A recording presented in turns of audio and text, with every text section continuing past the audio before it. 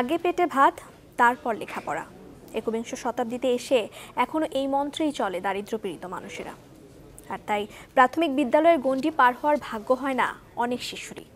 সিলেট বিভাগের দুর্গম জনপদে এমন পিছিয়ে পড়া মানুষের সংখ্যা বহু।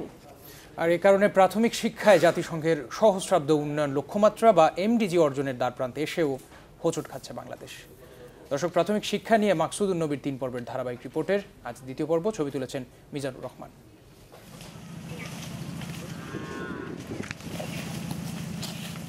রোজকার মতো গরুর পাল নিয়ে বেরিয়ে পড়েছে শিব্বির আহমেদ, সঙ্গে বয়োবৃদ্ধ নানা।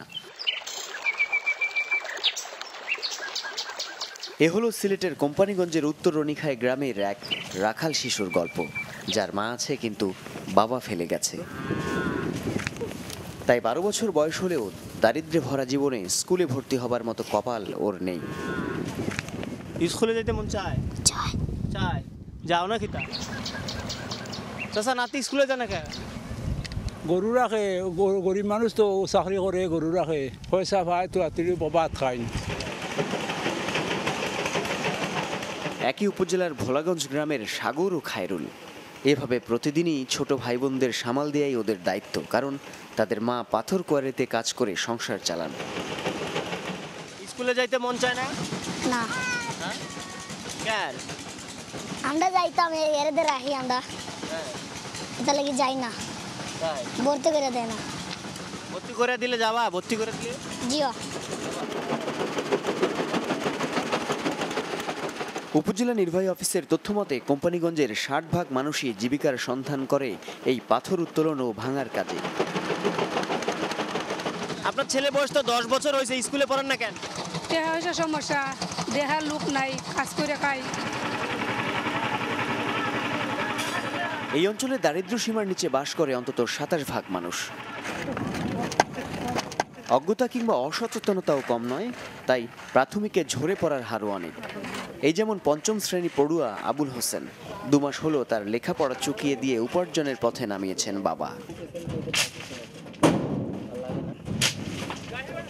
থাকবো না গো, বদ্ধ করে দেখবো এবার জগৎটাকে কেমন করে ঘুরছে মানুষ যুগান্তরে, ঘুরবাকে দেশ হতে দেশান্তরে।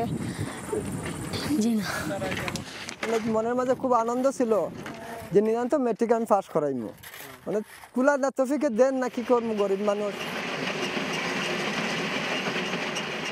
সরকারি তথ্য অনুযায়ী কোম্পানিগঞ্জের শিক্ষার হার তুলনামূলক কম, শতকরা 51%। আর প্রাথমিকে ভর্তির হার 99.98 হলেও ঝরে পড়ার হার 10%। তবে কোনো কোনো বেসরকারি গবেষণায় এই হার আরও বেশি।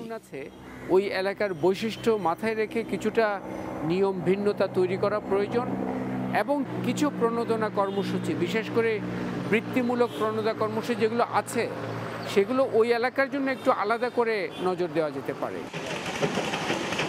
তাই বিশেষজ্ঞের মতে প্রাথমিক শিক্ষার পথে দারিদ্র্য মোকাবেলায় দরকার সরকারি পদক্ষেপের পাশাপাশি সামাজিক অংশগ্রহণ ও বেসরকারি উদ্যোগের সমন্বয়। আচ্ছা, বাপ মা যদি লেখাপড়া বন্ধ করে দেয়? পাথর ভাঙতে হবে, বেলচা মারতে হবে, আরো অনেক কিছু করতে হবে। মাকসুদুন নবী, চ্যানেল 24, কোম্পানিগঞ্জ, সিলেট।